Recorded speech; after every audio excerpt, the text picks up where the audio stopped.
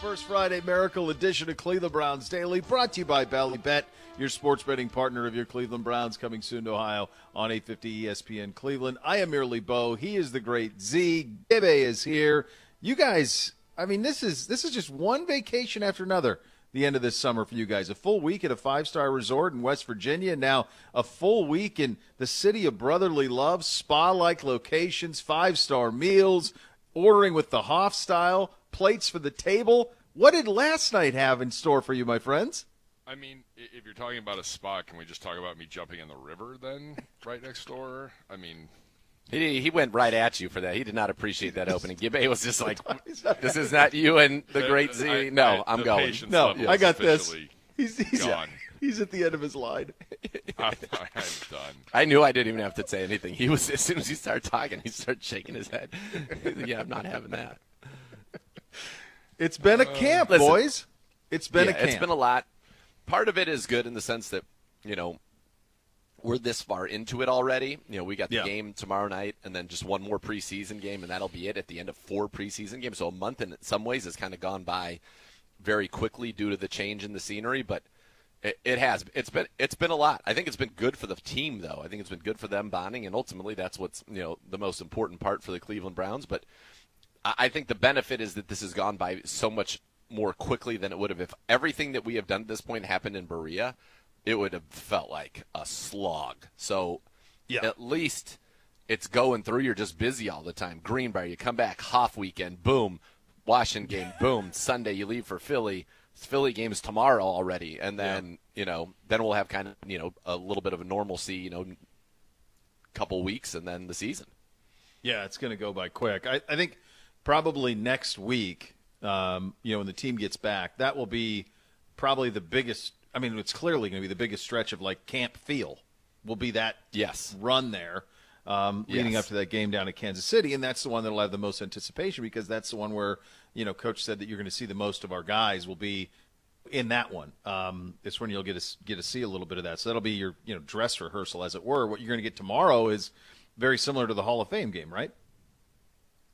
Yeah, tomorrow's going to be very much like that, except the difference. Dorian Thompson-Robinson will start. Kellen Mond will play the second half. But, yeah, it's nobody of people that you're going to be counting on at least to open up the season in week 1, none of them will be playing. Nobody will be participating in this game. So it's a fun chance to see some of our young guys. Our draft class is off to a good start, and that continued, obviously, for DeJuan Jones yesterday. But, yeah, you're not going to see – it's going to be all the backups for us, probably all the backups for them. Maybe – you'll get to see Jalen Carter for them, which would be fun, putting him up against Luke Whippler again, as we saw last year. But I have no idea who we're going to see from them. I just know for the Browns it's going to be all the young guys, people trying to, cement their spot either on this roster, on a practice squad here, or as we always say, make the case for their football lives to continue elsewhere in the NFL with one of the other 32 teams. I think the hardest everyone's still figuring out what to do with preseason football since the change has been made to 3 games, because it really is it goes team by team how they're handling it. I mean, just last weekend, for example, we had Sean Payton was playing Russell Wilson multiple drives to get them to have success against the backups for Arizona. We saw in the game down in Carolina between the Panthers and the Jets, where the Panthers went with their ones and Bryce Young played and the Jets didn't. They sat their guys. So it's almost like nobody really knows exactly how to handle it. My guess is, though, with this one, because you had the joint practices, that both teams will handle it the same way, and you're going to get kind of that Hall of Fame game feel out of both teams. Let's not bury the lead here.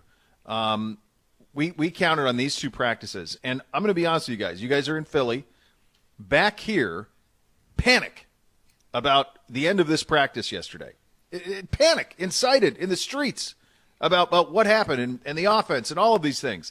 Now, we were doing the show yesterday afternoon as it was going on, and it felt like it was going about they get some wins, we get some wins, and maybe they had the overall win by the time. That seems to be the consensus, that they overall kind of won the practice. But the sense this morning around town is that the sky is falling. That's insane. That's real. Insane. You wanted to come here for these 2. That doesn't make it any less insane. You came here for these 2 days to find out, are we on the level? How have we improved? This was a barometer, a measuring stick. We're absolutely on the level of the Eagles. Talk to anybody who covers the Eagles. They said that definitively, that the Browns yesterday on the show. Oh, yeah. It's a completely different team. Everybody knows it. Spadaro knows it. ESP knows it. All of them. What we did, I was talking with Jeff Kerr from CBS. Everybody sees it. We're a completely different team. We're absolutely on their level, and they're the best the NFC has to offer, and one of the best teams in the NFL, period. They would be a favorite to win the AFC if they were in the AFC. So it's all there for us. Now, we, by all accounts, ours and Philadelphia's, won the Monday practice. Mm-hmm. The Eagles won the Tuesday practice after some back and forth. They finished it on a great note. I'm okay with that. And I'm going to give you a couple things. Number one, at the end, it was a move the ball period. Our defense got him into fourth down, and on a play that was a little bit busted, I would say. Like, I don't know if, they sack, and he just kind of heaved one up to A.J. Brown and for a touchdown on fourth down from like 40 yards. Like, okay, that happens. I think everybody would be feeling better if our offense went out there and then scored. We converted our fourth down, moved the ball down to about the 10-yard line, and then he tried to fit it into a tight window to Jordan Akins. He got picked off. And so people were, obviously unhappy about that. And it looked like a similar play to the one they ran earlier where he got it into Jordan Akins and threw a touchdown down in the red zone. Then their two scored, our two didn't. I mean, that part of it to me doesn't even – it's not serious people. Whatever. Doesn't matter. I liked the way that this ended because there's what you came here to know. What I came here to know is, are we on the reel? Are we on the level of the Eagles? Can we match their physicality? Can we match their intensity? Yeah. Can we match their talent? The answer to that was yes, definitively, like not even a question. Now, it ended the way that it did, and I don't mind it because we weren't supposed to be a finished product yet. Think about that they're a year into being a finished product. We're not. We're still ascending. And I think that the way that ended pissed off some of the guys on our team.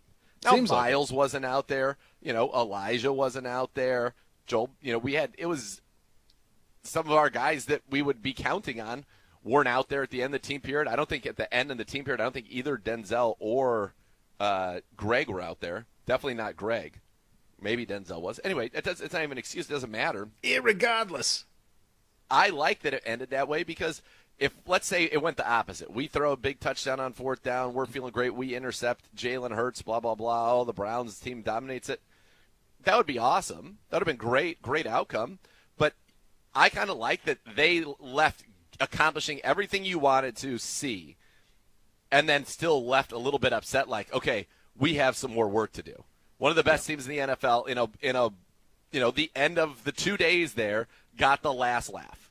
They flexed on us. They got the touchdown. They got the pick. We didn't. A little bit of a bitter taste in our mouths, and that's fine because there's no consequences for losing that period. But what I do think is it lets us know that, hey, we haven't arrived. Don't go smelling yourself like this is going to be easy.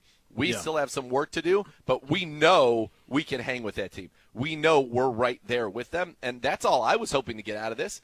If we came here and it was like last year, and you're like, oh, man, we're not on their level, then all of a sudden I'm thinking this season might not be in any way, shape, or form what I expected it to be. It's all there. I fully believe that this team has every opportunity to do exactly what we thought coming into this joint practice, to be a dominant football team and a team that can win the AFC North and compete for the Super Bowl. Our defense is going to be a problem. The Eagles' defense is a problem. But I think you got everything you wanted out of this. It just didn't end the way that I think everybody wanted, and you wanted to see maybe a little bit more from Deshaun in terms of consistency. But overall, like, you came out there being like, we took it to them at times. And Deshaun made a lot of great throws, by the way. Great throws. Yeah. I was very happy with it. I think it's kind of like, in a way, if you have the context of who they are, who you're trying to be, the show that we had yesterday talking about the physicality, you talked about it, Hoff talked about it, Spadaro talked about it. It's kind of, you had me at hello. Right. Could you match them physically? Yep. Yes. At times were you overpowering them physically? Yep. Okay, then I'm good. Right. The rest will work itself out as this thing goes. Yeah. The other thing to remember, and I wasn't there, you were, was this red zone stuff at the end? They started around on the 40. It was like a 2-minute drill.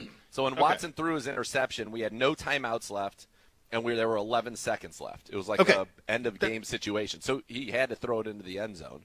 But that's what I wanted, on it. Because that context sometimes isn't provided that leads for the panic. Right. Like you had it completed either out of bounds correct.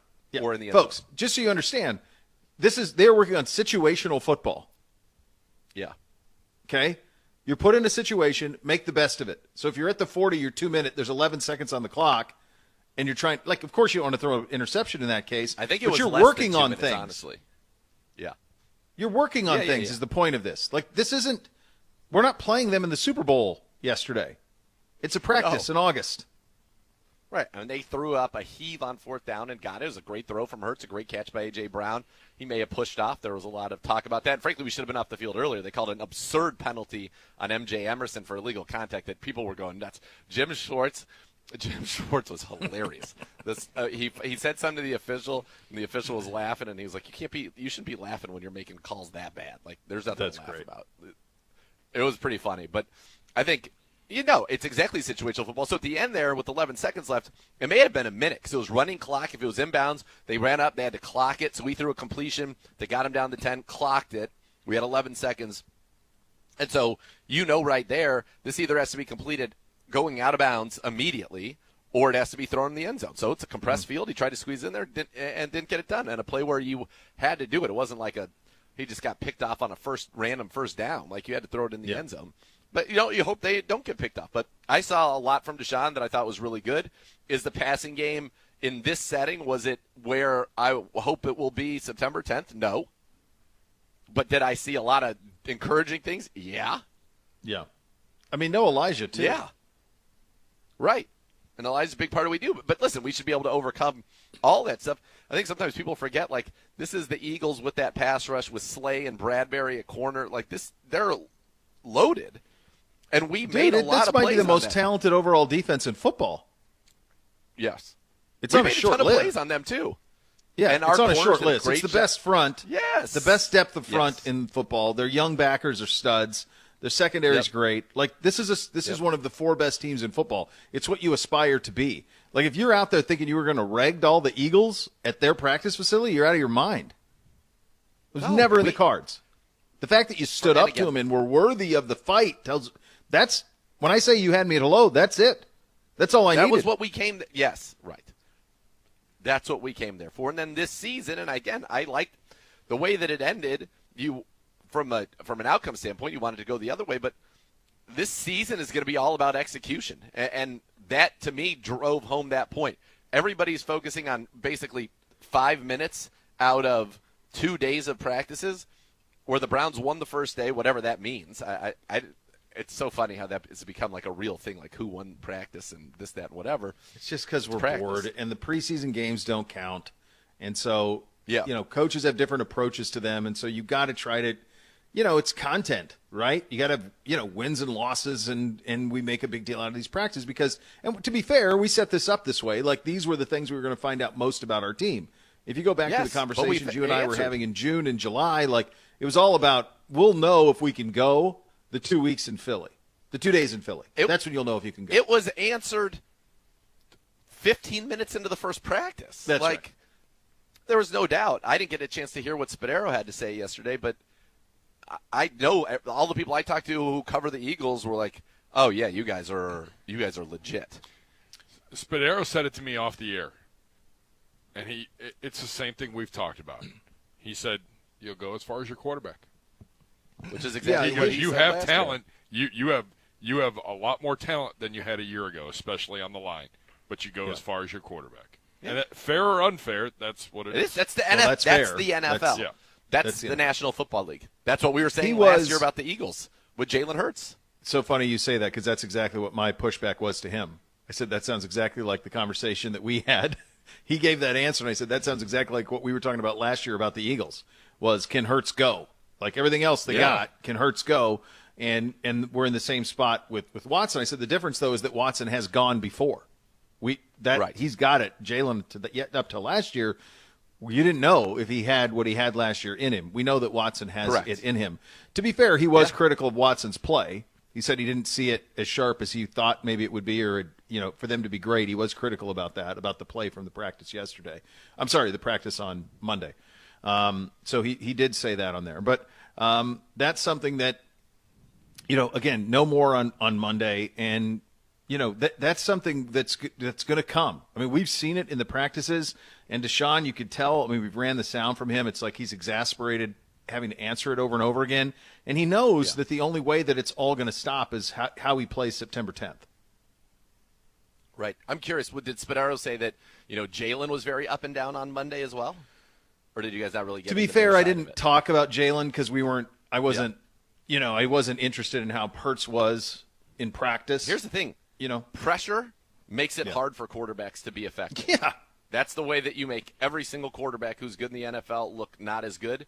And ask Pat Mahomes. That in line the Super Bowl gave our line problems. I mean, straight up, their defensive line, which is the best in the NFL until somebody proves different, gave our offensive line problems, and he was throwing from collapsing pockets or under duress quite a bit. And that's something that, we've got to remedy. We have a lot invested in our offensive line.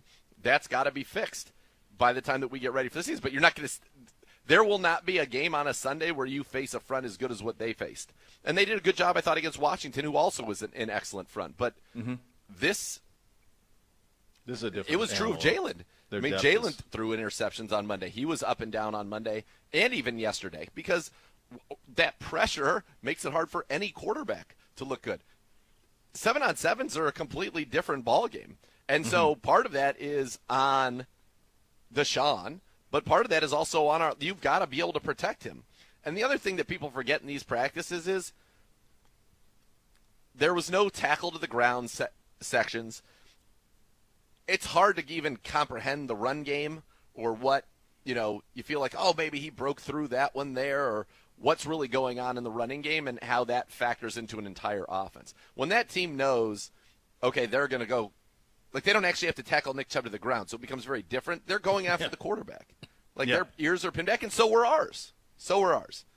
But I think that the story to me was both of these defensive lines can be game wreckers. I mean, that's what I came out of it the most, and the fact that we felt like we were on par with them in so many respects is true. Would you have liked Deshaun to be sharper? Yeah, folks, we need to see it in September. That's it. And that's going to be the thing. Now, I think the rest of our team is, if he has some up and downs, the rest of our team's good enough that we can win games where he's not, completely putting the team on his back. But I do think he also has the ability to do that because we saw it with some of the throws against the Eagles. One of the funny things that was I saw a lot was like, boy, the Eagles found how did Jalen Carter last to 9? I just can't believe. Like, does everyone forget the pre-draft process? He was the surest. Was teeing off on someone about that. Was today. he? Good. It he was driving me nuts. This is dumb. Like, we know why he fell, right? You were going to take a gamble on him. The Eagles were a team, and we talked about the Eagles in the draft. Like, I thought maybe they'd go Bijan because they have everything else. Well, they went in another way, but they can take a gamble because of everything else they have. Right. There's a lot of uncertainty around Jalen Carter in the draft process, and that's how he dropped to 9. There's zero chance that he's not gone in the first 4 picks if the stuff off the field hadn't happened. Yeah. He was the surest thing in the draft. If you had to bet your house on anything from a talent position standpoint, it's him. Yep. And he's great. That's to the surprise of no one. He's been great. All right, this was honestly, of all of the things that were people were asking about in terms of the practices over there in the last couple of days, the thing that got the most juice was your order with the Hoff for dinner. Like, people could not believe that 2 human beings could eat that much. They just couldn't wrap their heads around it. I said, you just have never seen what those 2 are capable of. Like, Hoff is a slow grazer. He's like, he's like a prize brown spotted, like all day. He is prized, yeah. Yeah. He's and then the guy said, no. And then the guy said, hey, here's Monday. Hold my beer. Welcome to Tuesday night. All right, give it to me. Good one last night too. Give it to me. What's Tuesday? We went to Amada, okay, which is a Spanish tapas style restaurant. Okay. and as you imagine, with a lot of small plates. And the best was they would bring 2 of everything. There were 4 of us. It was me, the Hoff, Gibbe, and a big L luminary, enormous L. And that second was the biggest 4 of us L? at dinner. Second biggest L. Yep. Okay. That was the 4 of us. Gibbe and the luminary were on one side, me and the Hoff were on the other, and they would bring out like 2 plates of everything, and me and Hoff's plate would be gone in like 5 seconds, and then pretty soon we made our way on to their plate to like clean up whatever was left on their plates, which was hilarious. They brought out, I don't know, it felt like 20 different things. So we signed up for the 9-course meal. Yeah, nice. Chef's 9-course meal. Oh, that's and then fun. We added 4 courses on top of that. Yeah. That we said we definitely want these. And 9, by we, I mean Joe and Nathan. And the luminary. No. Yes. You 2 were all. He wanted the pepper, whatever that one thing was. Okay. Which I'm not sure we got, as a matter of fact, now that I recollect. How could you keep track? You're talking about 13, well, then the 13 best courses. The best is we said the bottom of the menu, they have a 72-hour notice you needed to give. We didn't see it, but they do a whole suckling pig. Oh, my gosh, how decadent. So I said to the waiter, and he was enjoying our stylings, and I said, hey, do you guys have maybe like a 72-minute suckling pig? Because we don't have the 3 days here. And he said no. We said, well, you should order this one. It's it's similar, even though it's not the actual suckling pig. So we were like, okay, fine. Comes back and he goes, I've got bad news, but I've got good news. The bad news is we don't have that particular pork dish that I recommended as a substitute for the suckling pig. The good news is chef said he's got a suckling pig back there, and he's going to give you guys like a hind quarter. Oh, baby. So we got it was on this white bean puree. It was massive. The skin was it was insanely good. So we had an unbelievable meal, and then we had this like, I don't even know how to describe that cheesecake, because it wasn't cheesecake. It was, because I don't love cheesecake. It was amazing. An amazing dessert. The Brussels sprouts? Oh, the Brussels sprouts. Holy, not own. Yeah. Brussels sprouts, those lamb, what about those little lamb puff pastries, those lamb like triangle pastries? Yeah, those I like were this. Great. This I would give it if you're coming to Philly and you want to just eat something that's different. All the flavors were good. They had great Spanish wines. We had some of that. The Hoff orders a Pilsner with everything else. So he starts cocktails, wine, but also has Pilsners at all times. These things would be gone in one second, the point where he finally was like, all right, just bring 2. And then they came up and they're like, we think you like tapped our keg. He did. It was empty. The decadence of the Hoff. But I said to him, what was so stunning is when I was in college, there was a place called Roussan's in Atlanta, which was where I was kind of introduced to sushi. And when I say this now, granted, it was late 1990s. They had maybe 10 rolls on the menu, basic stuff, California roll, like tuna roll, this, that, whatever. Where you got 3 pieces for $1. Yeah, back in the good old days. Gas was 70 cents at the time. God, we lived our best lives. Boy, did we. People used to come with me to Roussan's because I'd order like 70 pieces of sushi for $20 or, like $23. And then I would house it and people would come to like watch me do it. And then they'd be like, but we've been talking this whole time. You haven't been talking with your mouth full. And then they'd look down. They'd be like, where's all your sushi? Where'd it go? And that's what I felt like with the Hoff last night. Like, I don't think I ever saw him actually take a sip of the beers. They were just always gone. Yeah. He was talking, engaged. We were having a great time. But they were just gone. Like, right? Did you ever notice him, like, actually pick it up and take it? It was just like, there was there, and then he'd be like, yeah, I need another one. They were like, wait, what? It was incredible. What a treat.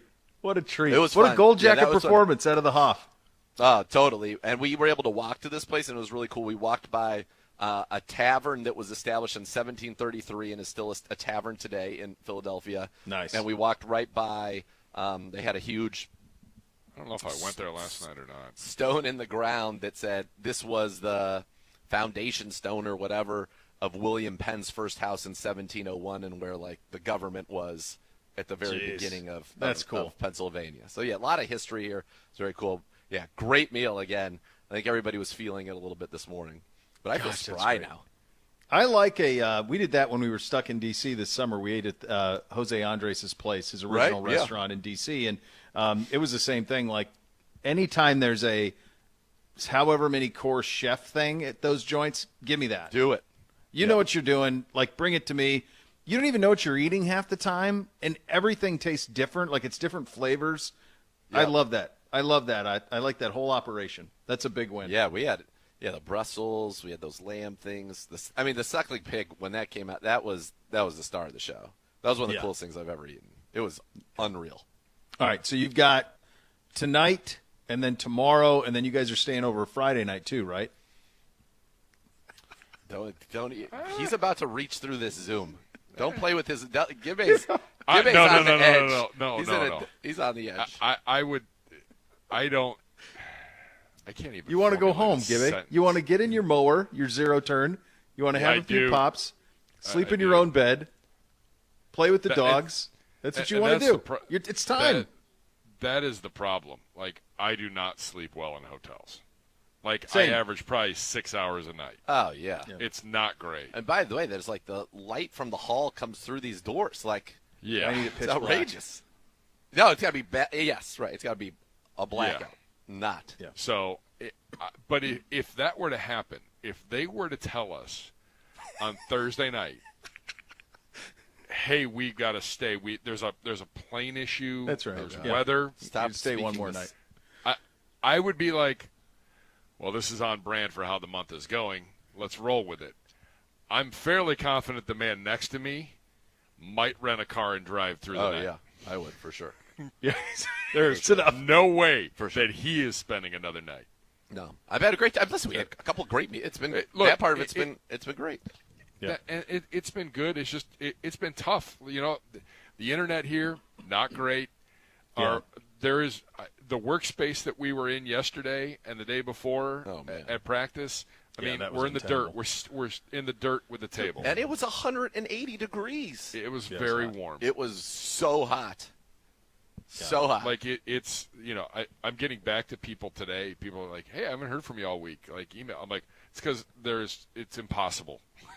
Yeah. It is not easy to reply to anything right now. So in terms of our team, they've got a walkthrough today at Penn. Yep. Right now. So that's happening right now, and then they will play the game tomorrow. How far is Penn from where you guys are? So on the agenda, on our schedule, it says when the team left, and as I'm arriving at Penn, it's like 20 minutes. Yeah. Okay. 15, 20 minutes. Yeah. I've never been to Philly. I'm always intrigued by like those old Ivy League like stadiums because they've been around for 120 years. They're all old school. I wonder if Penn's is as well. Well, we were talking about it at lunch. Did you bring it up? No, but they're going to the old arena after. So the arena on campus was the home of this. We have a lot of people who were saying things not definitively, but that may be possible. But that's like where Wilt Chamberlain scored his 100 points was in that arena. I don't know. I thought that was in Hershey where he did that. See. I was saying, if things were said without a lot of confidence, and nobody was interested in Googling it. It's a very famous basketball arena. The Palestra's in Philly. That's where they're going. That's where they're going. Okay. Yeah, that's where they play the Big Five games, LaSalle and Temple and Duquesne. Is it Duquesne? No, that's Pittsburgh. LaSalle, Temple, Penn, Villanova. I can't remember who the fifth is, but they would play the Big Five games in the Palestra. The Palestra is a legendary barn. Legendary. Yeah. That's where they're going. That's where they're going. After that's the cool. They were going there. And I think they were doing some kind of shoot around or something there just to mix it up a little bit. Yeah. Well, you're going to need to, right? Like you probably need to throw the hard thing is shots. Yeah, the thing that's interesting is like if you're a starter, like what you came here to do is done. You're not really doing anything again until Saturday. Right? Correct. So yeah, you got to keep them entertained, and then the guys that are playing for their lives, they have to do it. By the way, Gibby, come look out this window. I've noticed these things are crawling up the wall outside my room too. Oh boy, the most absurd-looking beetle. Where the heck is it? It's right there. Oh yeah, no, thank you. It's like 2 inches, ginormous, and it scales. That's great. It's scaling. I mean, we're 70, 80 feet in the air. Yeah, that ends poorly. Hopefully, he can fly. Doesn't feel ideal. But the Big Five is Penn, LaSalle, St. Joe's, Temple, and Villanova. Oh, St. Those Joe's. That's your Big Five, and the Palestra is where that all is. So So. What happened at the Palestra like back in the day? Did the Sixers ever play there, or was that fake news? I just know it from the legendary, the legendary college basketball is what I know it from. It's one of the cathedrals of college basketball. In fact, I think it's called the Cathedral of College Basketball. The building's awesome, the whole thing. I'm trying to think if there. Let me pull it up here quickly. Yeah, all the Big Five, like I said, it's recently been renovated. I think it's just historically, Z. Got it. Just historically, Okay. It's just a monster. In the history of basketball, it's just one of the places. It's often called the birthplace of college basketball. Yeah. Yeah. It's pretty good. It's interesting. Yeah, it'd be a fun place. Like I guarantee you'd go in there and shoot well. Like if you went and got That shots would be up, pretty cool. you'd Yeah. get some. You're going to knock them down. And then I think he's doing. Then I think it's a little pizza party. Okay. Coach's He's home. favorite pizza place. Does he have a little juice to him over there? Coach? Yeah. I think he Is he excited to be home? Whatever he. Yes. Yeah, but I think he's also trying to do whatever he can to stay as focused as he can because there's a distraction literally at every turn. Yeah, I think for him. He's got a lot going on. I think today, we weren't around him today yet, but I bet today he's probably. I saw him, his father. Much more relaxed. Oh, yeah. His pops was in the house. All right, we will hand out some awards from the two joint practices. Some game balls coming up. Also, from the guys who are roster, are they in? Are they out? Who helped themselves the most this week? You'll hear from Myles as well. We're off and running on a First Friday edition of Cleveland Browns Daily, 850 ESPN Cleveland.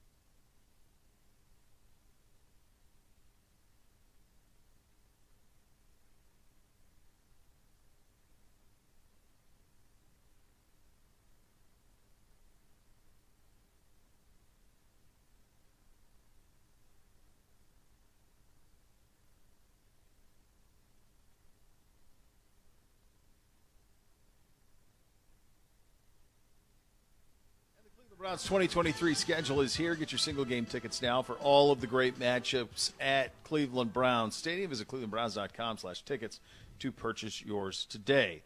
Either Gibbe or Uno are asking you, Z, if you had to give a game ball from joint practices, who's the one player on all three phases that has earned one? My father is an English teacher, and he'd have a problem with the phrasing of this. Sounds like there's one player who is on all three sides of the ball that has earned one. Yeah.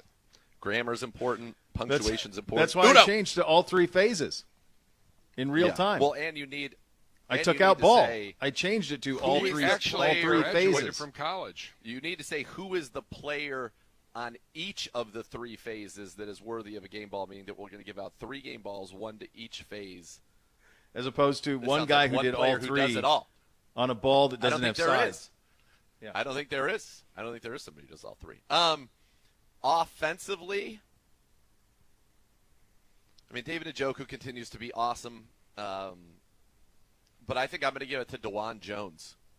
I think DeJuan Jones went out there, got reps working against Brandon Graham, the venerable Brandon Graham, more than held his own, and has the look of somebody. You know, Hoff was raving about him last night, and after he interviewed him on Training Camp Insider, which is up on the Browns YouTube channel now, so check that out. But Hoff was raving about him and what he saw from him. Baldinger's been raving about him. Baldinger was at practice yesterday, and one of the reasons he was there, he wanted to see DeJuan Jones up close and personal. But I think DeJuan Jones will get my game ball. I think the Browns may have found an absolute steal, and you know, he's got no work at left tackle, and you wonder if at any point he will. Like, will he end up being the top backup tackle, or is it let's just keep him right now in his, you know, rookie season, right tackle only? And, you know, I think that if not now, I feel like we're headed to a place where if Jack Conklin were to miss regular season time, that he might be the first guy up at right tackle. So that's noteworthy because yesterday Coach was asked who you would see at right tackle with Conklin in concussion. He said Hudson would be the guy over there. But then yesterday's practice, it seemed like DeJuan did just as much. Is that fair? Yeah, especially over the second half. Yeah, so I don't know what that – I don't know. That obviously changed on the fly. But I thought he had a great accounting of himself. That's huge, man. Yeah. That's a great – that would be an incredible bonus. Oh, that'd be an incredible bonus. Definitely. It was never talent. It was never ability. It was just motivation dialed in, all those things. The draft process we've talked about ad nauseum, but that is monstrous. The fact that he's performed the way that he has and is off and running the way that he is. How about on the defensive side? I'd probably give the game ball to Zadarius Smith, but you could give it to Obo. You could give it to MJ Emerson. You could give it to Denzel. You could give it to a lot of people on the defense, frankly. I love the way McLeod, Thornhill, and Delpit are all out there working together, but I'll go with Zadarius Smith because it just jumped out what a beast that man is. You talk about upping our physicality, upping our toughness, and he was a guy who was pissed coming off the field after the way practice ended, but he was a force throughout the practices. So I would give it to Zadarius because we were able to be disruptive with our pass rush on day 2. Remember, Myles Garrett did not participate in day 2 in any team periods. We were able to be disruptive still because of him and Dalvin and Shelby Harris and Obo. But Zadarius Smith is the real deal. You mentioned McLeod. I wanted to circle back to him in a second. Sometimes I think he's a little bit of a forgotten dude in terms of what he's capable of. Yep. Where he's Delpit, Thornhill, but McLeod. I've heard you mention him a couple times now. It feels like he could have a major role in this defense. Yeah, we're going to play that. I think that big dime is going to be something you see a lot from us in passing situations where you got McLeod, Delpit, and Thornhill together. And McLeod in those often plays, in the post, plays kind of that single high in the middle of the field, observing everything. What has been awesome in talking to some of the young guys and even talking to the safety coach, Coach Banda, he's seen so much football. Yeah. That he's able to get people in the right spots very effectively because it feels like he knows what's coming before it happens. And I think that, having him in this defense has made Grant play faster, has made Thornhill play faster. And I think we're going to see that 3 safety look. I think that's going to be a big part of what we do in third and long type situations, and in those obvious passing situations. I think there are times, we're talking that's like a 4-1-6. I also think there'll be times where we do a 5-1-5 nickel as well, which we really haven't shown yet, where we get the 5 down lineman, a 5-man front, much like the Eagles have, 1 backer, and then you got the 3 corners and 2 safeties. But there's a lot of versatility for this group, and Rodney McLeod, his knowledge of the defense, the fact that he's been playing so well, and he has been. Last year he was top 5 safety, period, full stop at Pro Football Focus. Top 5 in coverage, top 5 overall. So he is an incredible player who's had a long and storied career. Wasn't he a teammate of your former? Yeah. On your Oh, he loved him with the Rams. Yeah. Yeah. So Laurinaitis loved him. He's like, dude, he's my guy. Yeah, I love that. So he's been very impressive. You heard nothing but great things, and it was cool. You saw the way the Eagles organization, just seeing him, the way they responded to him as well, was awesome. Yeah, very cool. In that big dime, who is that linebacker that you think ideally they'd want there? It's been Kunashik for a little bit, and we saw JOK, but I think it could end up being JOK, AWOC, depending on how his recovery goes. Talk, but JOK, Jordan. I think it's any of those guys. Okay. And how about special teams? I mean, Cade went made 6 all for his 6 field goals.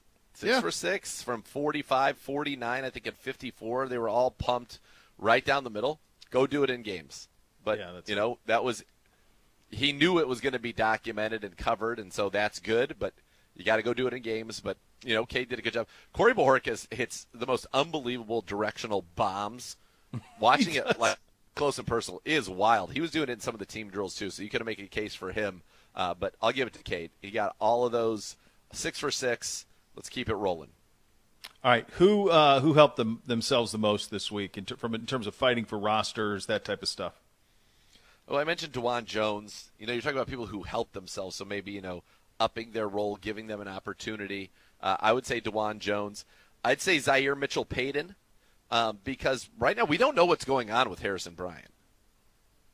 No, he's got a health issue. We have not seen him in a long time. He was not on this trip, at least not to my knowledge. So you wonder at some point, is he going to be able to be the third tight end? And if not, Zaire Mitchell-Payton, you got as well, Miller Forrestall came back and had a great showing in that game against Washington. But I think Zaire Mitchell-Payton has helped himself out quite a bit. So those would be the guys I'd go with. We know that, Ronnie Hickman helped himself more than anybody with his play against the Washington Commanders, and so you want to see that. But there was not a ton of, DTR didn't get a rep in these. I would have loved to see DTR get some reps, but that's just, he's going to get all the reps in the game. Yeah, Thursdays for him. Monday and Tuesdays for him. For the big guys at the top of the food chain. Yep. Is the way that thing's going to go. All right, coming up next, we will go around the league. We had another episode of Hard Knocks as well, and another turn in the Michael Oher situation with the blind side. We get to all of that coming up next. This is the Cleveland Browns Daily on 850 ESPN Cleveland.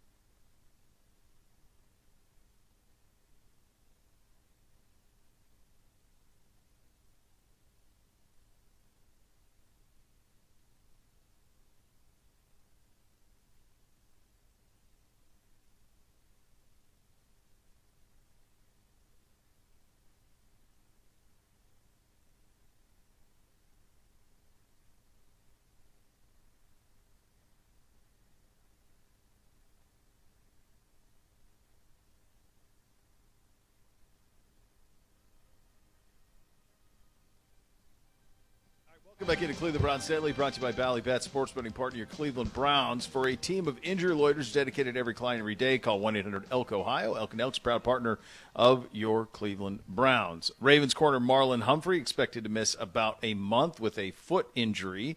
So that happened in Ravens camp. This is just the time where it's like you start to get these, right? Like 3 weeks into camp, you start to get an injury and it nags, and then who knows how long that you'll inevitably be out. So in a world where you play thing or not a thing, I would say not a thing now.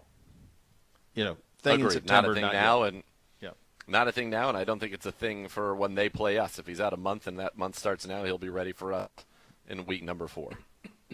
All right, so Hard Knocks episode 2 was last night. Big picture, we're 2 episodes in. You've seen the first episode by now, right? I saw the first one. Yep.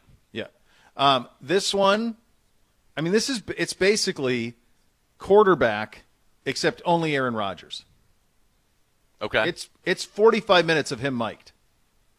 Really? Of an hour. It's pretty much just Okay. him. Yeah. So they have a skit with this illusionist or mentalist, or whatever the hell you call this guy, at the beginning, which is crazy. Like, those guys make me a little uncomfortable. I don't like not understanding how they do that stuff. And his magic is absolutely stupefying. It makes I no like that stuff, sense. It makes me nervous. Maybe he's magic. Maybe he is. I mean, my head tells me not, but what he pulled off in this episode was, it was just absolutely stunning, just crazy. Do the players defies a lot? Yes, of course. Do they? Yes. Yeah, that doesn't make sense. There's a guy in Cleveland that is really, really, really good, and one Thanksgiving, the night before Thanksgiving, Mizfest, we ended up at this one particular place where Mrs. Dad always was, and the guy was there. And he's been on, like, he's done some stuff on TV. He's amazing. Yeah. And he did a thing with us where had a card, like, I signed it. I don't remember if I signed it or Kale signed it. One of us signed the card, like our signature in a Sharpie. Mm-hmm. He took the card in front of us. He gave us the card back, said, "You guys ripped this up." So we ripped up that card. You physically ripped it. Right. With with the signature on it. Like, yep. That was that card. It is now ripped into like 4 or 5 pieces. Okay. Says, "Okay, give me the pieces." He takes them back. Puts it in the deck, like, now it's kind of like, why are these pieces in the deck? Anyway, does this whole thing, blah, blah, blah, blah, blah, blah. The big reveal is, he's like, "Do you feel something in your shoe?" And I'm like, "Yeah." In my shoe, okay, was the card that we signed back together whole and just, like, folded up. And this happened, like, right in front of us, right in front of me. Like, Nobody touched my shoe. There hasn't been a card in my shoe since I left my house. I don't know. That's what I'm saying. So maybe they are magic. Obviously, it's a sleight of hand somehow, some way. But, like, to get something into my shoe. Without, and like, it was you feel like you would notice somebody in your shoe. Yeah, because it wasn't in, like, it wasn't like they just slid it in the back near my ankle. It was, like, up under, like, the ball of my foot, and it wasn't there until he said, "Do you feel something in your shoe?" It made no sense. I'm like, dude, you're a sorcerer.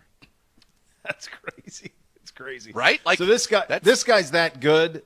Like, he does 3 tricks that are, I mean, just let everybody, I can't wrap your head around it. Doesn't make sense. I don't want to ruin it for you. You'll see for yourself. I love that. The one he does on Rodgers is crazy. It's nuts. Absolutely nuts. And I'm sure, I don't know if Rodgers is like this, but, like, for me, when that guy was doing it, all I was doing was trying to watch whatever I thought he didn't want me to watch. Of course. I was, you weren't like, looking at his eyes. On his other hands. Yep. Yes. Oh, yeah. None of the tricks that none of the fun stuff he was doing. I was just, like, trying to be locked. And he ended up getting in. Like, it doesn't make any sense. And it was not ripped again. Like, that's the thing. We ripped it. I know it was ripped. Yeah. There could have been another card lying around with our signature on it. We didn't sign it. No. How would it? It makes no sense. The rookie talent show they did was absolutely an abomination. But really, the highlight, like, you're getting the the thing that I would say is the New York Jets have given their franchise to Aaron Rodgers. It feels that way. Yeah. That was one of the things I read, that like everybody else is just like a side show. Yeah, forget it. In the first episode, you get a little bit of Sauce, a little bit of Garrett Wilson. This one, you get a little bit of Quinnen Williams, but it's like 80% Rodgers. And it's great. Like just his behavior, the way he is. Our guy Campy was there. He's the offensive line coach for Carolina, so like there was a lot of back and forth between him and Rodgers. Yeah, because they were in Green Bay. Yeah. So that was all very good, but like his lack of patience with like the snap, like for example, like he doesn't want the snap spiraled. Like don't spiral the snap. He just wants it back to him quickly, but doesn't want it spiraled. He just wants it back straight. So there was a lot of conversation about the snap, and I don't know. It just says he doesn't like how it feels in his hands when it comes in on a spiral. He just likes it coming in like a knuckleball, I guess. Like flat. Yeah. Yeah. So a lot of good stuff with that. Like anybody, to me, like what you're getting from Rodgers is a real window into, and it's a glossed window. Sure. It's curated, but it's also a real window into one of the greatest to ever play the position and just the way he goes about his business.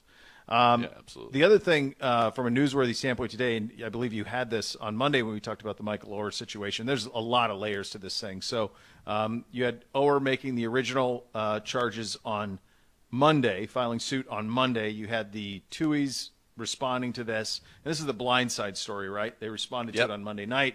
And then yesterday you had even more stronger language from Michael Oher's from the Tuohys' attorney, saying that Michael has attempted to extort them before, and if they didn't pay him $15 million, then he was going to put out bad things about them in the press and go at them.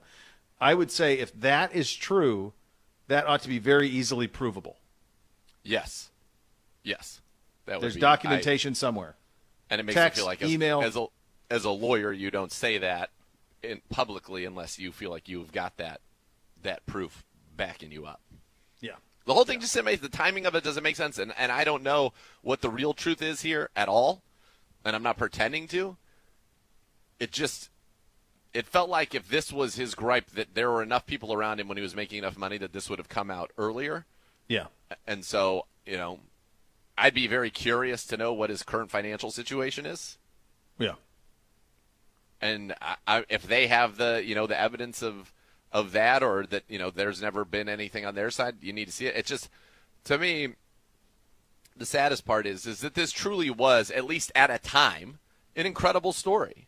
Sure, they were at his draft. I mean, like the whole thing. Like, yes, there's no question. Like the Ole Miss stuff doesn't happen without him. And I know I think I said this on Monday when we talked about it. I know that there was bitterness from him in terms of the way that he was portrayed in the movie. As like a simpleton and all that. Like, that always bothered him. He felt like that hung around his neck. And I know that because my buddy Don Yeager ghost wrote his autobiography. So I knew that there was some of that was very real that he's been dealing with. So I think that there's some shades of gray here, but there was always going to be a little bit more to that story. The thing that hit me after Monday's original was the claim that they made 2.5% of the gate of the movie. They're lucky to get anything from the movie. They got the money from the book. That's where that goes. Once the book is bought by a movie company, a movie production house, at that point, the studio, they pay the guy who wrote the book. They're not paying you. They bought the book. The book's the rights. 2.5% of the gate would be like what Sandra Bullock would make. Yeah, right. That would be an enormous number. That would be Bullock, not somebody a book is based on. Correct. So like that read of it, I thought, well, that's definitely not right. That would play out that way in terms of them getting a percentage of the gate of the movie. There just was no way. Have they said that too? Like that was a preposterous allegation? Yeah. It just didn't add up. Well, that part of it didn't add up. There's very little of it that adds up. The timing of it doesn't add up, and it's strange, and it's obviously unfortunate that it's at this point, but I have a feeling it's going to get ugly, and then, there's going to be proof of something in one of these ways that is going to topple this thing, and somebody's going to come out of this looking, or one side is going to come out of this looking really bad. No middle ground. Yeah. I agree with you. I think it's in this instance there will be certainly one side that comes out on the lower end of it. Myles at the podium, that will come up next. You'll listen to Cleveland Browns Daily on 850 ESPN Cleveland.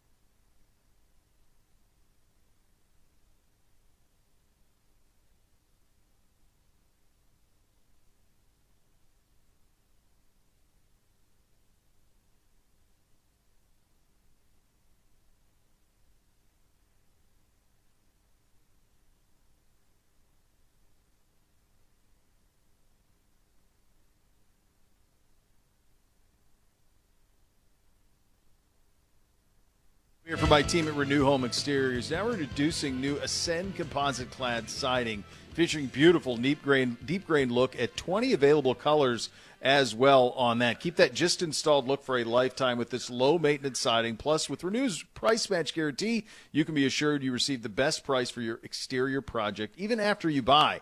Renew Home Exteriors. Superior products, superior service. Visit renewestimate.com for more. And now let's go to the podium and Myles Garrett. First of all, what happened with the foot yesterday? Everything okay? All good. Got rolled up on and, had some pain. But, the guys are looking out for me and wanted to be a little bit cautious with today. Let's see how I felt. And got out there, moving well, was feeling good. Told me to just, cool it for team and, just let the guys work. And they came out there with a lot of juice and a lot of energy. And there was some good, some bad, but, that's to be expected in camp. I'm assuming it's felt good from going out there in the individual stuff that we were talking? Yeah, individual was exploding out. A little pain, but it's to be expected. Was it a different foot than you had the dislocated toe on, or the same one? Different foot. How good was from yesterday's performance with your defensive unit? Came out and I think we're flying around, more, a lot more energy, a lot more juice, down the field, finish toward the ball, and then there were less mistakes, but those guys over there, they were in position to win it big for a reason. They executed at a high level and made some big plays, and hats off to them. We got to keep on executing and finish each play, on top like we know we can. Why is their offensive line kind of the perfect team to kind of do these against for you guys as a defensive front?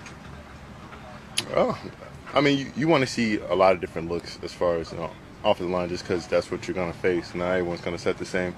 They have a pretty unique scheme, at least compared to some of the other teams we'll face in the league, and allows us to have some liberties we wouldn't face against our own team, and that gives us a different look and some adjustments that we weren't able to really see while we were playing each other. It's the way they were setting, the way they were kicking, allows for us to see if stuff will work a little bit further down the line and prepare us for the season. Myles, I was listening to Jason Kelsey talk over there, do his media session, and he said that this D-line was one of the better end-to-end D-lines in the league. To hear that from a guy like Kelsey, what does that mean? It means a lot. He's seen a whole lot. He's been around for a while, and he's played against some really good ones. So, and definitely it's an honor coming from him. But we gotta make the most of it. We appreciate the words, but we got to keep on putting the work in. This was your guys' offense that was out there, but when these skirmishes happen in these joint practices, that's something you can feel like building as the days get longer, the competition builds when you're going against these guys for 2 days. It's just usually gonna get the intensity is gonna ramp up. Guys are passionate, they want to make plays, and you get in that mode where it starts to get game like, and stuff like that happens. They're very competitive, and as are we. So it gets to a point where guys start to take it up a notch, and we got to be able to lock in and bring it back down once those times start coming up and starts ramping up a little bit too much. Joe Vittorino was saying that there were some cheap shots both ways coming from the Eagles. Did you notice anything like that at all? I didn't see cheap shots myself. I'm not saying that they didn't happen, but I didn't see any. And I saw there were some skirmishes on the offensive field. So check in, and I know they'll be better. And I know the older guys, they have a lot of vets that will help them continue to practice the right way and have good habits. We'll do the same on our side, because fight's not going to start from just one side doing anything. It takes a little bit from both. So we both need to improve and be able to get out here and get good work. How did you feel like the young guys got good work? Especially guys like Isaiah and Siaki and Oba. Going against big time talent like they were, they're getting looks that you don't always get to get. You're going to get Joel and Jed and Jack and DeJuan. All those guys are really good, but that's only one set you're seeing. You're seeing a variety of different skill sets, from a different team who's very talented at what they do, and that allows you to start adapting to what else you're going to see in the league, and starts to create a little bit of a variety of your pass rush moves and what you see really works for you and what works for you across the board instead of just one style. Myles, you guys are kind of still ramping up Shelby Harris, but to get him out there and see what he can do, what does he add to the D-line? I mean, he plays with a lot of passion. He's fiery, and right now he's getting his feet underneath him and working his hands really well. He has a lot of knowledge of the game coming out and being able to do a variety of moves, and he'll let you tell that he's not where he wants to be, but we know from how he's spoken in the classroom and how he talks the game while he's out there, coaching up the younger guys, and that it's just about him getting in that game, game-like form and shape for him. Myles, the Eagles led the NFL with 70 sacks last year, and they've sort of set the standard for what the prototypical D-line should be. Do you feel that way, that they are like where you guys want to get to? And do you feel like with all the additions and with Jim Schwartz that you're getting there or close? Well, I mean, there's one style of doing it. There's many different styles of being an aggressive and a production-heavy defense and defensive line, and we'll find our own way. We'll carve our own path, and they're just another really source of knowledge for us to pull from as far as how to be so efficient and productive, rushing the passer. But we have different guys who do bring different things to the table, and so we have to play with what we have, and I think we can be very talented in our own right. How about Jordan Mailata, going up against Jordan, and are you familiar with his story and his background a little bit, and if so, he just took such a unique path to get to the NFL. Do you find that sort of fascinating? Absolutely. He's pretty young in the game if you really look at how long he's been here, and for him to pick up the game so fast and be where he's at, I'm sure he's proved a lot of people wrong, but he's certainly impressed me and some others with how quickly he's come along, and he's already got the size for it. He's big as a house, but he moves really well. He's athletic, and he's shown that on his rugby days. But you can't help but marvel like this guy, moving as well as he does, being as efficient as he does, working with Lane. He's gotten his technical prowess to a pretty high level, and I think he's going to only continue to grow and grow as a player. Are you going to go see Messi tonight by any chance? No comment. He would have got a show. Messi scored again last night. I think he's got 9 goals in 6 games versus MLS competition for Inter Miami. So if he did go, he got a pretty decent show from the world's best player. I feel maybe like of all he time. might have made an appearance there last night. All right. Well, good. But there was a bed check, so you couldn't stay for the whole thing. I mean, isn't what Messi's doing as if Jordan at not the Wizards' end of his career, but the end of his still dominant career went and played in the D League? Be like if LeBron went to China right now. Someone 40. said, and we were like, "Wow, LeBron, can you believe LeBron's averaging 40 in China?" And we were like, "Yeah, actually, yeah, I can. I can't believe it. Makes sense. He's the best player in the world still." I can't remember where I saw it. Someone said it's you're playing FIFA on easy. Yep. Well, but here's the thing that I think it can be both. That he's extraordinary. Let's remember that he was the best player at the World Cup 6 months ago. Okay, so it can be both that he is extraordinary, and MLS isn't as bad. And this doesn't have to be some huge indictment of MLS. MLS is about what people think it is. It's like the 8th to 12th best league in the world, and it's somewhere in there. And so he's dominating it, as he should be, because he's one of the 5 best players in the world still. Exactly. Yep. I mean, what's he on? You play with PSG all the time. What is he on that? Like a 91? Yeah.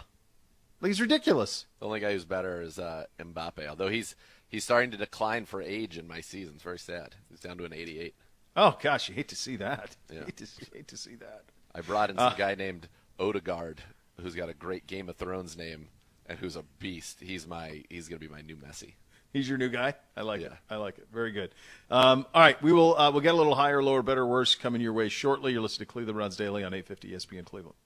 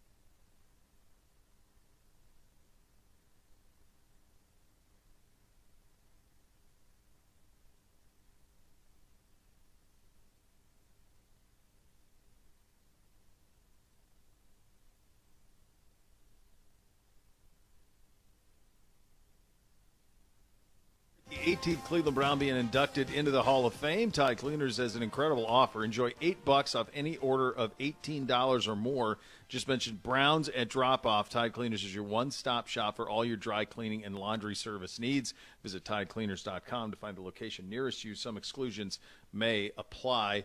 ZB, we were going to go through every kind of position group and get some grades for how they performed over the joint practice with the Eagles. We did get this from Rick, though.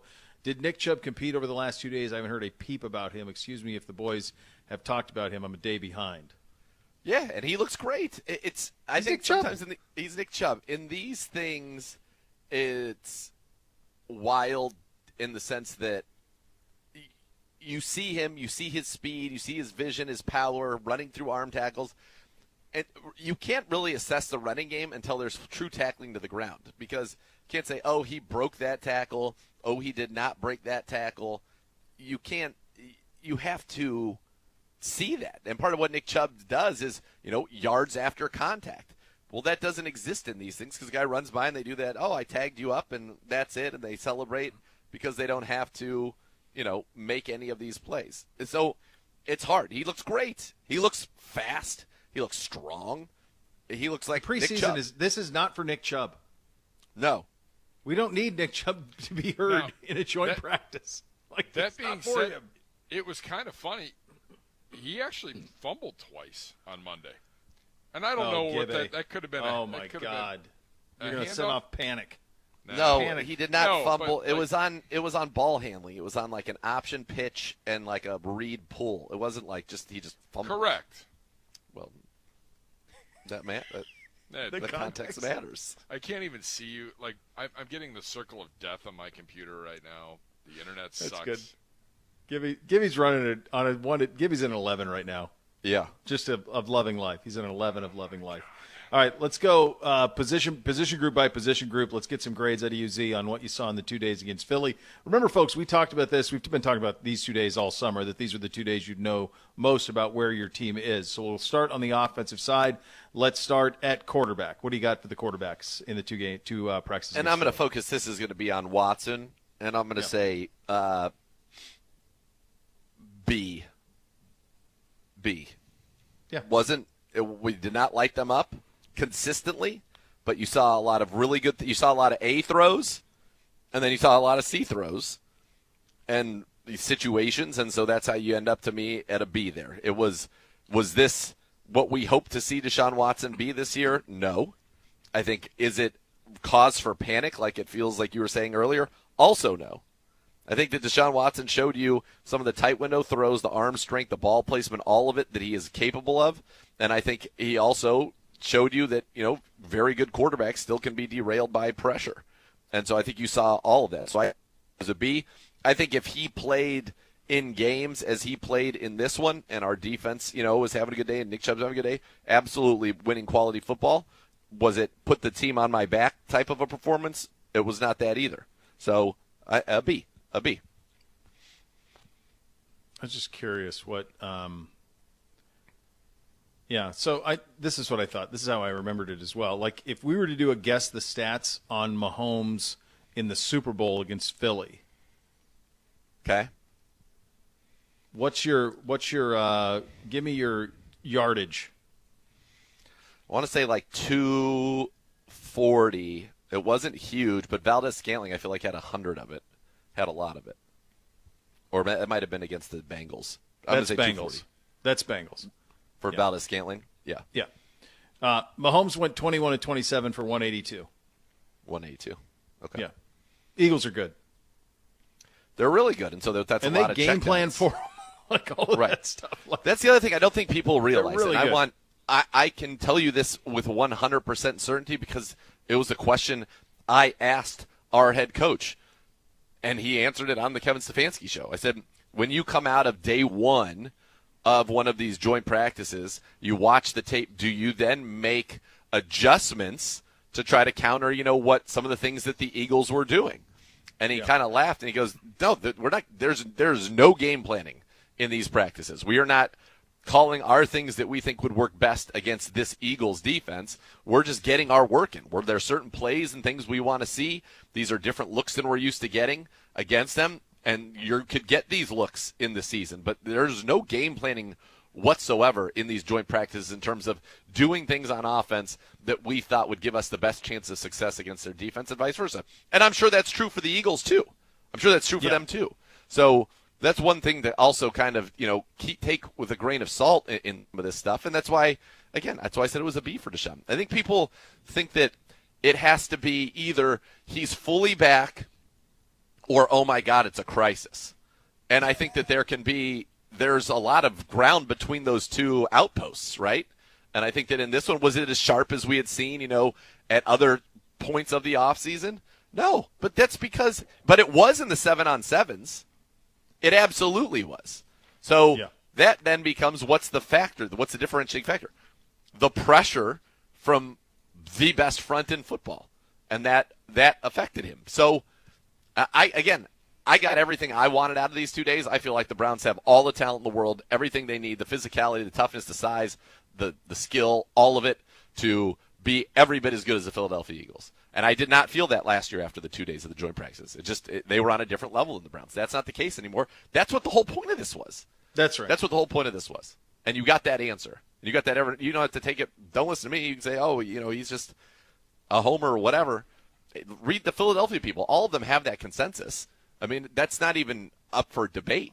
Now, you could, to the level of panic or degree of what you're thinking, because everybody's praising Deshaun, by the way, coming out of Monday, that he had an awesome day.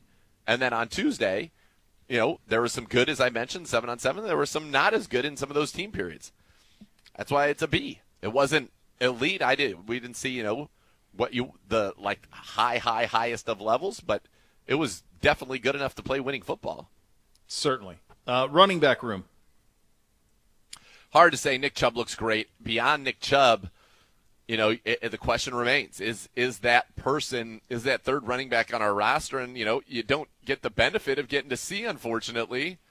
You don't get the benefit of getting to see Jerome Ford. So we don't know really how ready Jerome Ford is or any of it. So I think that from Nick Chubb's an A, but the rest of the room is an incomplete. Receivers. Amari had a couple of drops on the first day, which were very uncharacteristic for him, but had some very nice routes on the second day. DPJ had a great touchdown down in the red zone in a tight window. Tillman made a great catch, Moss and somebody. I thought at times, there wasn't as much separation as you would have wanted for some of the guys, kind of taking it through the whole look at the room. But they would be, on par with, I would say, with the quarterback. Passing kind of goes hand in hand, so I would say a B for the receivers as well. Offensive line. For their standard, I thought that at times it was very good. And the one-on-ones, they did really well. And that's not stuff that really gets talked about afterwards. They did very well in the one-on-ones. You're focused much more on the team situation, and I 100% get that. So I thought that I'm going to give them a B-. Dealing with a very difficult front, so you got to grade it on a curve knowing that that's what they were dealing with. But I thought at times they did not do a good enough job of protecting Deshaun Watson, which I think the Eagles would probably give their offensive line the same grade. Like, look, tough task, but they at times did not do a good enough job protecting Jalen Hurts. Tight ends. Chiefs excellent. Akins made some nice catches. I B+. Did you see? I'm sure you've been getting a lot going on. Like did you see the supermodel's comments on Chief? He's having a good off the field day yesterday too. Yeah. What do you mean? I think there's a Swedish supermodel that says he has the face of an angel. Oh, baby. Go Chief. Go. Yeah. For him. Yeah, Where God is bless. this at? Is that on Instagram? I saw it this morning somewhere where I was prepping for the morning, and I saw the comments. She's a big Burrow guy and a big Chief guy. Those are the top two draft picks right there. Are those two guys? All right, let's switch it over to the defensive side, defensive line. A+. Like that was, they came and stole the show. The defensive line absolutely stole the show. Zadarius, Myles, Myles, Dalvin, and Obo were out there together. I mean, it was difficult for the Eagles to do anything. So A+, they were the stars. To me, that's what you come out of these 2 days feeling the best about on the Cleveland Browns is the defensive front. Secondary.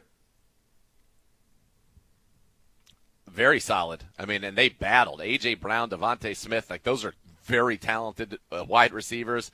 They had a lot of wins in one-on-ones. They had a lot of wins in 7-on-7s. They got beat at times, too, because the Eagles are good. And I think that's okay. Like, that's going to happen. Sometimes they're that good. And, some of Deshaun's throws, the Eagles were in great position. He just made better. Perfect throw will always beat good coverage. Joe Hayden said that to us last week. Because you can be in the best position possible. If they make the perfect throw, it's going to beat you. And he says that can be frustrating when they're that good. I thought our secondary had a very nice day. Denzel played well. MJ continues to come along. I'll give our secondary an A-. Linebackers. Solid, but not a whole lot to even really report, in the sense that we're not tackling the ground in the run game. They seem to be in some good spots in the passing game. I'd say, solid B. Some good, some not as good, but nothing. They didn't stand out. What stood out to me was that defensive front, and then obviously our corners and safeties. Let's finish it up with special teams, my friend. Yeah, good directional punting by Bojorquez. We didn't see a ton in the return game with Jakeem Grant. They weren't doing full-on returning. I think that's probably too many collisions for even in this situation, so they do kind of a punt. So it was really, couldn't assess that. So it was really about how you hit the ball, and then Cade went 6 for 6. So special teams came at an A. It was an A week for special teams. There no you go, Gibbe? kids. Gibbe's making a face. What's that face for, Gibbe? I was going to say, we definitely need to include Demetric Felton because he looks like a different player than from past years. In the special teams grades? Yeah. Okay. I liked what he had to do. Okay. Good job. Very good. We'll do a little better or worse coming up next. You're listening to Cleveland Browns Daily on 850 ESPN Cleveland.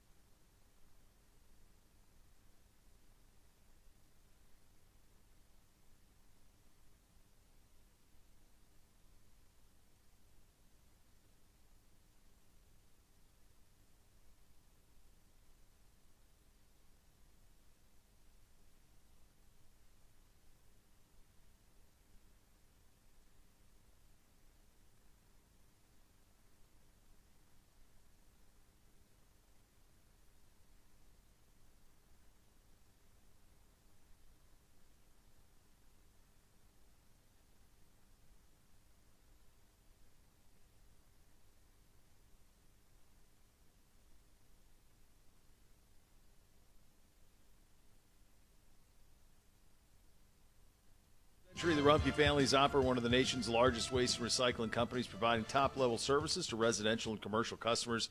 That's Rumpke's Waste and Recycling. Visit rumpke.com to learn more. Time for a little higher or lower, presented by Keep It Fun Ohio from the Ohio Lottery, offering easy ways to keep gambling fun. Hello, Gibby. Hello. Away we go, and a new head of the NFL.com weekly power rankings. Oh, my Dan gosh. Hansis has Our boy. turned over the reins.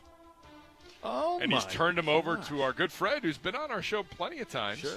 One Eric Edholm, All right. who's now at NFL.com. All right. So these are the NFL Power Rankings preseason edition. Okay. And they came out late last week. And so we'll go through them here as we are in the preseason. First and foremost, again, compliments of NFL.com. My computer refreshed. Sweet. The Browns come in at number 13. His enthusiasm is Dude, lovely. I'm trying. I'm like, come on, kids. Come on. Let's go. Let's go. You need a B12 shot, brother. Yeah. Get the synapses firing. He poured something in one of his drinks.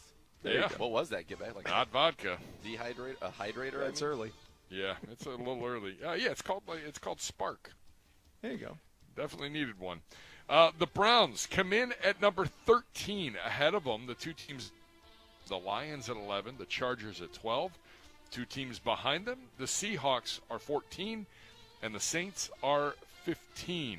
Bo Bishop, we will start with you. Higher, lower, or just right for your 2023 Cleveland Browns. This is, you correct me if I'm wrong, Z, we've been doing the higher and lowers all through the offseason, all through the summer. We've done them from various various accounts, various peoples. This is the highest I've seen us at 13. We're usually like 19. In terms of the lowest. Yeah. So, the worst. This is the worst. No, this is the best I've seen us. I've not seen us best. better than 13th. This is the highest ranked in the poll that I've seen us. Typically, we are 18, 19. That's insane, right? But that's where people. That's fine. And what do we always say? Exactly. Oh yeah, we got to do it. So we understand. So I like the fact that based on where everybody else is, we get a little bit of respect here. I do think we're better than the Lions. I do think we're better than Jacksonville. I think we're better than Miami. So I think we should be a little bit better than the 13th best team in football. But I also understand, and I give a little bit of props because the previous incarnations of these polls that we've done usually has us like 18. There's been some we've done that had us like 22. Yeah, I hear you on that. I think that it is. You want to be better than this? Guess what? According to this particular poll, you get the number 4 team week 1. You get the number 7 team in week 4. You get the number 3 team in your 5th game, which is week 6 after our bye. You want to prove that you're the real deal. You want to be legit and get all those accolades that come with that. Go out there and prove it. And they got the Steelers at 19 and the Titans at 23. So there it is. I think the crazy thing is the Browns are 13th. Mm-hmm. They are the 9th AFC team in the top 13. Yep. Well, and they got the Lions ahead of us. I think we're better than the Lions. So, I think you could say 9 of the top 12. I think the only NFC teams that belong in that group, it's got to be what? It's Philly, San Francisco, and Dallas? Maybe Dallas. Yep, Dallas. That's it. Mm-hmm. That's it. That's crazy. And then Seattle's close. The Giants are close.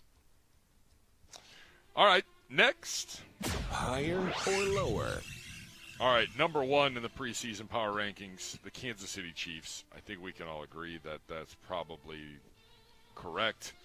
So let's go to number 2. Real quick on the that. Philadelphia. On the Kansas City, just for a second. Please. Do you guys know who Justin Ross is? The wide receiver who got hurt at Clemson? Yeah. 5-star recruit, dominates in the national championship game as a freshman. Lights out. This is when they lit up Bama. Lawrence to him. I want to say it's a back, like a spinal issue. His sophomore year basically loses the rest of his college career. Okay? Yep. And then kind of basically takes a red shirt last year.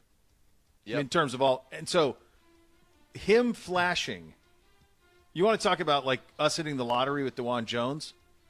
This would be lottery cubed if he can have for that a team that doesn't need that. who doesn't need it. They won the Don't They won need the Super Bowl last year rebuilding. So like, if he goes, Yeah. good night, nurse. Yeah. So number 1 is Kansas City. That is worth watching because he will. He made his preseason debut the other night against the Saints, and it was his first game action since Clemson took on UConn late in the 2021 college football season. Yep. Yeah, I mean he hasn't played. Yeah. So I wonder what he did in the game.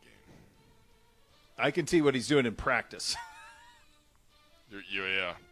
Everybody else can too. I think we're. And it's Mahomes. The other thing is it's Mahomes is throwing to him. Yeah. Yeah. Kansas City is number 1. Philly is 2. The 49ers are 3. And it takes us to number 4. The Cincinnati Bengals. Higher, lower, or just right? Zagura. I think that's fine. You can make a case that they should be 3 on this list. You can make a case they should be 5 on this list. I think that's right where I think they're appropriately ranked there at 4. Bo Bishop. I mean, I'd have him a little lower right now just because Burrow's he's not there. So, like, if Burrow's there, but I think that it seems like it's more encouraging than not for him. They don't have any holes. You do the Madden rankings things, I'm sure they're like a 90. They got everything that they need. That's solid. Next. Higher or lower? Buffalo is number 5. Number 6, the Dallas Cowboys. And it takes us to number 7, the Ratbirds from Baltimore. Bo Bishop, higher, lower, or just right for the Ravens? I don't know. Sometimes I love Todd Monken. We saw him firsthand when he was here. I saw what he's done in Georgia the last couple of years, and I have no doubt that they're going to be in a better position going forward. Sounds like Zay Flowers looks like the real deal. But, man, I really got to say, I think this is way too high for them. I like the Jets better than them. I think we're better than them. I think they should come – they are worser than the 7th best team in the NFL. I think they have some real questions and holes. I agree. I do too, but they just seem to always get it done. And I think know. that if our roster and all of that, we were the Ravens, people would have us in the top 7. It's just kind of it's the Ravens. They're going to figure it out. Lamar was an MVP, yada, yada, yada. It just feels to me like that's kind of just the way that they're always viewed, and they're a dangerous team week to week. They are a very dangerous regular season team. If Monken can get, kind of update that offense a little bit, and Lamar holds up his end, they will be tough. I just don't think they have the dominant defense that people typically associate with the Ravens. And their receiving room, while exciting, is still very unproven. Odell coming off of, we haven't seen him play high-level football in many years due to injury. We've got Flowers, who's a rookie, and then Bateman hasn't been able to stay healthy either. Well, they're already banged up. Yeah, They've Marlon lost Humphrey numerous players already today. And there was something from Jeff Zrebiec. He said earlier today, Ravens tight end Mark Andrews seems to be frustrated after a Jackson TD pass to Flowers. Andrews spiked his helmet hard enough where it looked like part of it broke. He then took a knee off to the side and eventually walked back inside the facility by himself as practice was ending. I don't know what. There's some definite things. Ravens nose tackle Michael Pierce limped out of the second scrum. There were 2 fights today with the Commanders. So why Andrews was mad at what? Well, we don't have context. I mean, he could have got cheap shotted by a defensive player. He could have got, who knows what that could be. You saw the deep ball though from Lamar to Odell, where Odell had to wait on it. Yeah. I don't think it's totally in sync. I agree with you. I like the Jets a lot more than them. We'll see. I really like do the too. Jets. I think the Jets are going to be really good. Yeah. Next. Higher or lower? The Jets are 8, the Dolphins 9. It takes us to number 10 in the Jacksonville Jaguars. Zagura, higher, lower, or just right? I like this team. I think they are very good. I think that Trevor Lawrence is good. I think they're well coached.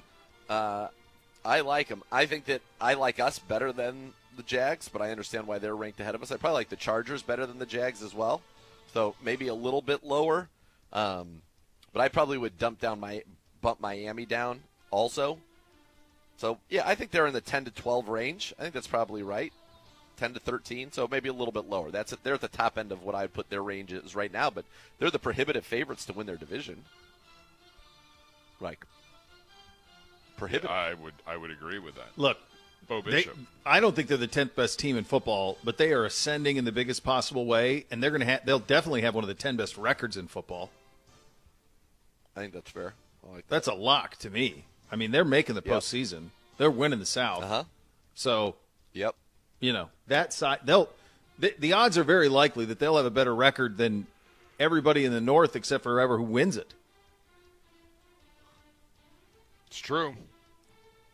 I mean, that division's bad. If they could just take that next step, that's it. They're gonna be a very formidable team. They're not going anywhere. Right. Great. More great news in the AFC. They're going to be really good. They got Ridley for nothing. A bag of balls. Nothing. That was a heist. Jeez. Next. Higher or lower? Number 19. Let's jump down to the Squealers.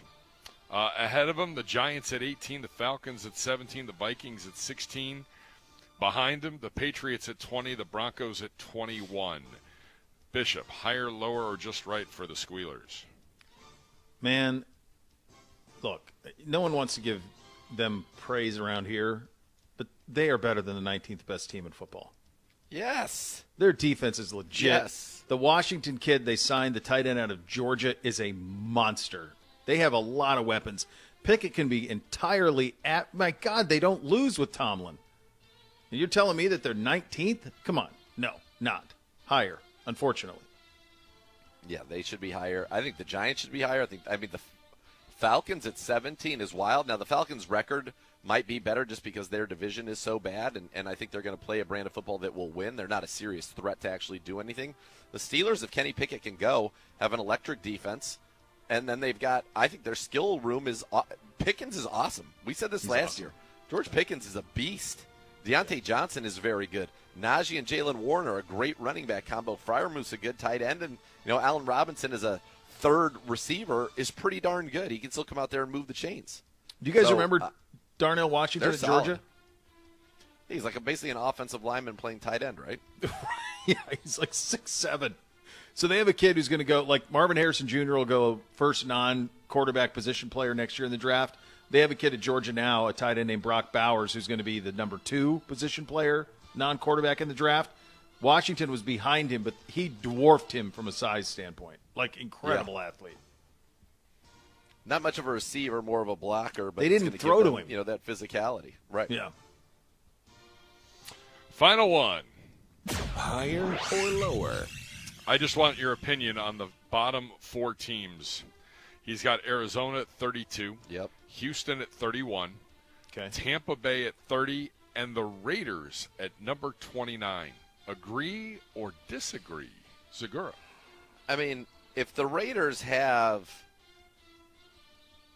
Jimmy Garoppolo playing quarterback, it's hard for me to see that they're going to finish in the bottom 4. I think it's much more likely that Indianapolis finishes down there, or Carolina finishes down there. Mm-hmm. I think those are significantly more likely scenarios. I agree. Yeah, the Raiders with a healthy Garoppolo are going to be hovering around 500. Now they might be better off being down here because you get a better pick, but yeah, I mean I'm with you on that.